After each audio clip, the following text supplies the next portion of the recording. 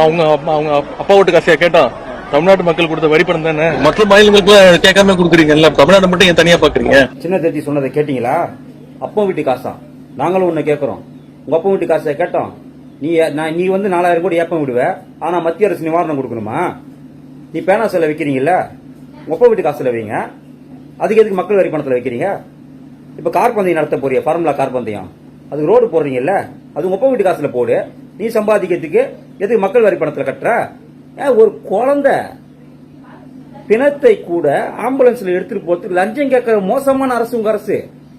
அந்த தந்தை அந்த பிணத்தை, அந்த குழந்தையோட சடலத்தை ஒரு பெட்டியில வச்சு எடுத்துட்டு போற ஒரு கேவலமான நிலைமை தான் இன்னைக்கு தமிழகத்துல இருக்கு.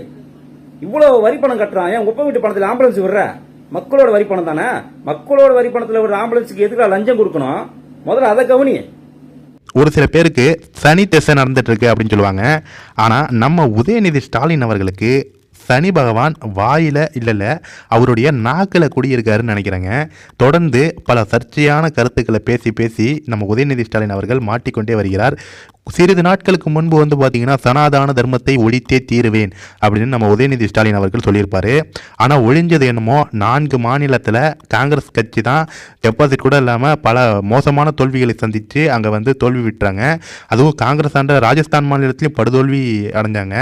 இதே மாதிரி தற்போது உதயநிதி ஸ்டாலின் அவர்கள் வந்து எவன் அப்பா வீட்டு காசு வரி பணத்தை கொடுக்க வேண்டியதானே அப்படின்னு ரொம்ப ஒரு நாகரிகமற்ற பேச்சு மாதிரி அவர் வந்து பேசியிருப்பார். கண்டிப்பாக உதயநிதி ஸ்டாலின் அவர்கள் தான் இருக்கிற பொறுப்பை உணர்ந்து பேச வேண்டும். ஒரு அமைச்சராக இருக்கிறவர் இது மாதிரியெல்லாம் பேசக்கூடாது. கொஞ்சம் நாகரிகமாக, இப்போ நீங்கள் கேட்பதையே ஒரு நாகரிகமான வார்த்தைகளில் கேட்கலாம். தற்போது இது மாதிரி அவர் வந்து எவன் அப்பா வீட்டு காசு அப்படி இப்படின்னு நீங்கள் கேட்டிங்கன்னா அதற்கு பாஜகவை சேர்ந்த ஐடி விங் நிர்வாகிகள், பாஜக நிர்வாகிகள் தரமான பதிலடியெல்லாம் கொடுத்து தெரிக்க விட்டுட்டு இருக்காங்க. தொடர்ந்து பல வீடியோக்கள் வந்து குவிஞ்சிக்கிட்டு இருக்கு. அந்த மாதிரி உதயநிதி ஸ்டாலின் அவர்களுக்கு 4 பக்கத்திலிருந்தும் பதிலடிகள் கொடுத்த வண்ணம் இருக்காங்க.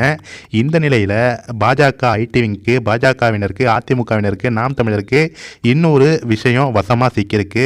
என்ன விஷயம் அப்படின்னு பார்த்தீங்கன்னா, மாடர்ன் தியேட்டர் ஓனர் உரிமையாளர் வந்து தற்போது ஒரு பேட்டி கொடுக்குறாரு. பேட்டியில் வந்து இது போல் எங்களுடைய இந்த இடத்த வந்து முதல்வர் கேட்குறாரு, கொடுக்கலன்னு சொன்ன உடனே நெடுஞ்சாலைத்துறையை வச்சு இந்த இடம் வந்து நெடுஞ்சாலைத்துறைக்கு சொந்தமானது அப்படின்னு சொல்லி போர்டை வச்சு லாக் பண்ணிட்டு போயிட்டாங்க, எங்களை மிரட்டி இந்த இடத்த பிடுங்க பார்க்குறாங்க அப்படின்னு இன்னொரு பஞ்சாயத்து வந்திருக்கு. தொடர்ந்து உதயநிதி ஸ்டாலின் அவர்கள் தொடங்கி வைக்கிற ஒரு பிரச்சனை வந்து அது அடுத்தடுத்த ஸ்டேஜுக்கு வளர்ந்து கொண்டே தான் போயிட்டுருக்கு. அது வேற பயங்கர வைரலாக போயிட்டுருக்கு இந்த மாடர்ன் தியேட்டர் விவகாரம். கண்டிப்பாக இந்த வீடியோவை பார்க்குறவங்க ஒரு ஷேர் மட்டும் பண்ணிவிடுங்க.